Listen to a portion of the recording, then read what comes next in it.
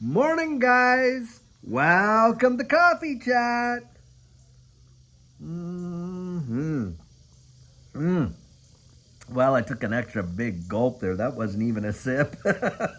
Wow. I'll tell you what, guys, what a great morning to wake up to. Hey, here we're back over 63 cents just like that from the day low of 57 cents up to 63 cents. I mean, guys, that's 5 cents right there. That's a big deal when you're looking at these percentage moves and how quickly things can turn around. Now, who knows? We could come back down there again and have some other buying opportunities. I'll tell you what, but it's always great to wake up to a green day. Wouldn't you agree? I'll tell you what, I enjoyed it at least, that's for sure. Wow. Now, guys, do we have some telltale signs happening right now to really tell us what's genuinely going on? So, three articles that I was reading this morning, and this is coming out of the hedge. A lot of these do come out of the hedge, and I find some other ones, but boy, some of the juiciest ones, I'll tell you. Now, Bank of Canada, for the second consecutive month in a row, just cut interest rates. Yep, another 25 basis points. And yet, guys, get this. We know that inflation is off the Richter scale, and in fact, genuine inflation, okay? Not these numbers that these statisticians put out there where they don't include, hey, household costs for power and, groceries and all of that. They don't include those things, which is absolutely insane. You can see right there how they fudge the numbers when they don't include the basic things that you and I need almost every day to live on, stuff like that. Heating costs, fuel in the car, obviously, stuff like that. Groceries, come on. It's crazy, but those aren't included oftentimes in the stats for inflation, of course. And so, needless to say, they're out there cutting rates, and we've seen all these other central banks, European Central Bank, this bank, that bank, doing it. Federal Reserve is right in line to do it. Do you think these G7 central banks don't talk to one another before they actually go out and do stuff? Yes, they do. And guys, I'll tell you what, it doesn't surprise me if there's a little collusion and maybe the Federal Reserve says, well, you guys do it okay over there. You do it this next month and this and this and this. And then then we'll do it. And that's how it probably is gonna go. Because they want us to believe, oh well, we're doing this for the good of, come on, guys, they're doing it for the good of all these big banksters. That's exactly who's good they're doing it for. And you want to see the disconnect. Here's another big indicator of the disconnect. So new cars, the incentives have just rocketed up 53%. Do you know why? Like all the add-ons and pluses and that for new cars? Because they can't get people to buy the new cars. The inventory is just rising. And remember, new cars don't stay new very long, do they? Then they get into the next year's model and the next year's model and the next year's model and on and on. And of course, what they don't sell this year, well, it gets moved around auction houses, and then it just and elite and fleet and leasing fleets and all this kind of stuff, and they don't make as much money as they do off of selling to you and I, retail buyers, and yet they are just thumping on the incentives like crazy because they're trying to get people in there to actually get on and sign on the dotted line. But most people, guys, they can't do it. They can't do it. There's no way they can, and that leads me to the third article. Third article says there is a severe issue right now with credit card debt and auto loan debt, and not just with and across the board for sure, but with the Gen Zers, it is, I guess, and it is bad. It is bad, and they're seeing car repossessions and all this, canceled cards. The default rates have gone crazy, and of course, in an environment where everything is, hey, glory days and everything's going good, well, you'd think people would be out there buying the cars, wouldn't you? Because that's what we do. We're a consumer-driven economy. Absolutely, 100%.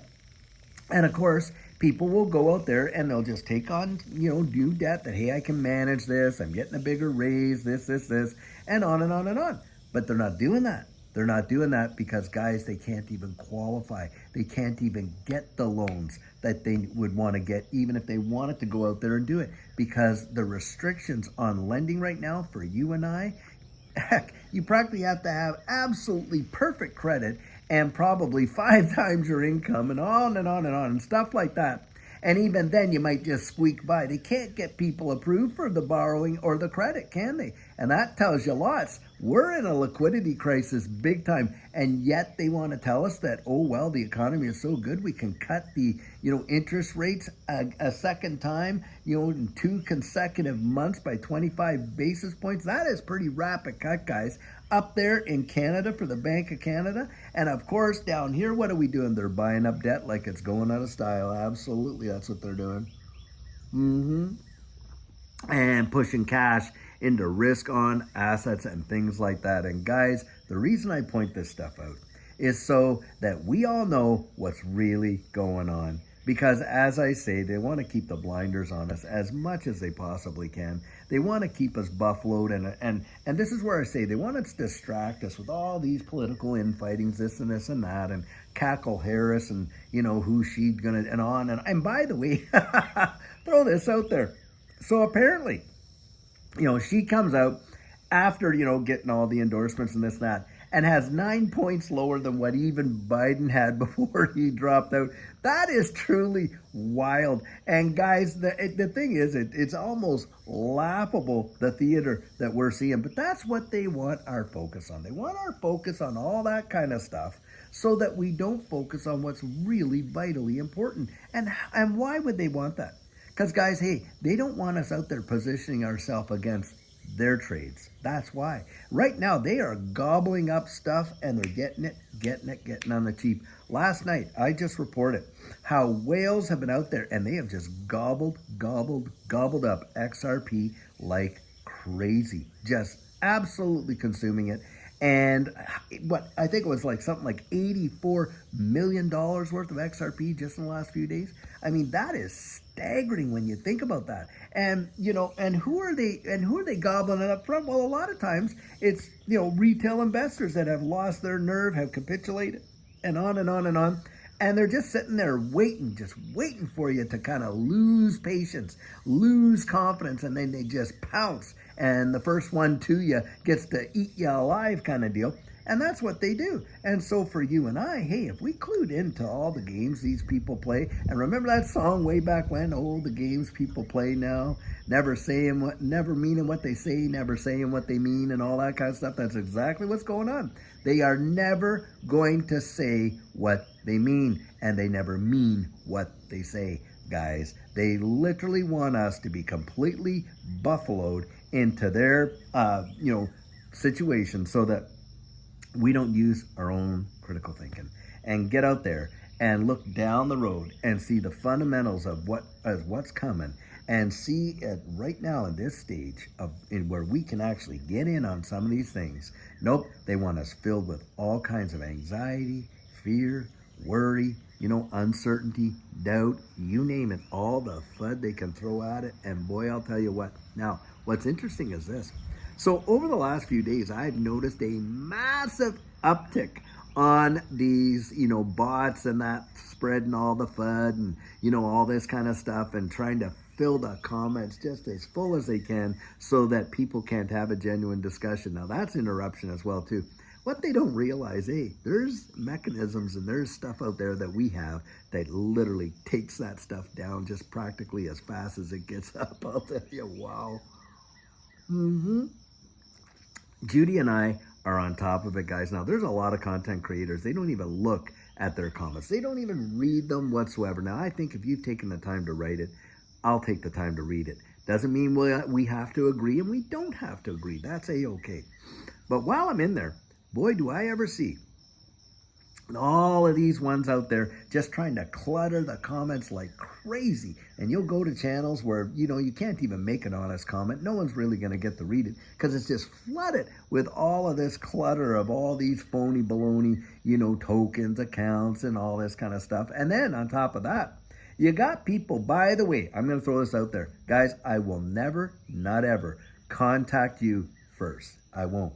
And I won't be doing it through Instagram. I won't be doing it through Telegram. I won't be doing it through WhatsApp. And I won't be doing it through any other platform, Facebook or, whatever. Contacting you and saying, oh, by the way, really got some great information for you. Just get me at this number or this email. I will never do that. So don't ever fall for that because I've seen those in there too, and boy, we'd get those cleaned up as well. But what I want to point out is big uptick in that. And I'll tell you what, that speaks volumes. You know you're on the right track when people are trying to silence, your what's going down in all the comments and don't want people out there critical thinking. You know you're on the right track when fraudsters are out there trying to, buffalo your community and stuff like that. And the fudsters are out like crazy, guys. You know you're on the right track when you're getting all kinds of pushback. Don't think just because, you're getting all kinds of resistance in life and things are just being pushed back at you, that you're on the wrong trail. Guys, like Jesus said, narrow is the way. It's a narrow way. And I'll tell you, few really do find it. Because most of us don't want to go through the pain of, getting out there and really digging this stuff up because it takes energy, takes time, takes effort, takes discipline for sure, right? And a lot of people really don't want to do it. They want somebody else to do their thinking for them. I saw a comment in there and I had to reply to it because it was really wild. And I'm not criticizing the person for necessarily saying it, but I'm kind of challenging their thinking, critical thinking.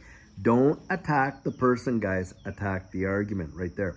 Person comes out and they say something to the effect, well, it's just too bad that we can't hold these technical analysis guys accountable for their technical analysis under the law. Let's put when they're wrong, let's go after and get them and stuff like that. Well, if that was the case, you would have nobody would ever throw out any suppositions or whatsoever. There'd be no critical thinking.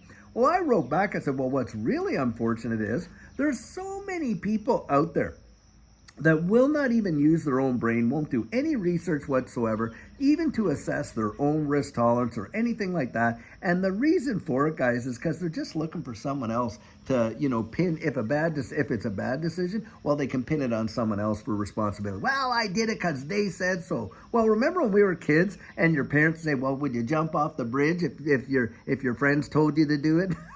And stuff like that. At least that's what our parents used to say. Well, I did it because such and such said so. Well, if they told you to do this, would you do that? Are you going to use your own brain? And that's the deal, guys. It's not being mean. It's just being very straightforward and real. And the fact is this. Look, YouTube is not research. What you're getting on YouTube oftentimes are people's opinions. It's all opinion. You're getting my 100% biased opinion right now. I mean, that's my opinion. Hey, and you don't have to agree with my opinion. You don't even have to like my opinion. And if you don't, well, hey, don't watch. Or, you can put your 2 cents down in there. Attack the argument for sure, but you start attacking the person, that's not going to stick around too long, I'll tell you what. Because I'm not out to ripping people to shreds because they have a different idea or anything like that. In fact, I love it. I actually love when people actually throw out a supposition out there that's contrary even to what I'm saying, because I love critical thinking. And I think it's absolutely needed. We get away from genuine debate where you can't even express an alternative opinion and people can't, quote unquote, tolerate that. Then guys, I'll tell you what, you are going to lose your freedoms and fast.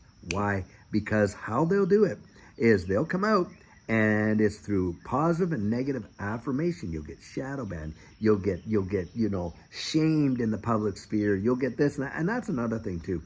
Do not hitch your esteem wagon to other people's affirmation. Don't do it. Don't do it. Learn to be confident in who you are and start to like yourself. Like yourself. And we're not talking vanity, arrogance, right? Where, you think you're better than everyone else. Not that at all. But there's 2 kinds of pride. At least that's what I taught my sons. There's arrogance. Yep, that kind of I'm better than everyone else. But guys, there's also dignity, where you know your self-worth.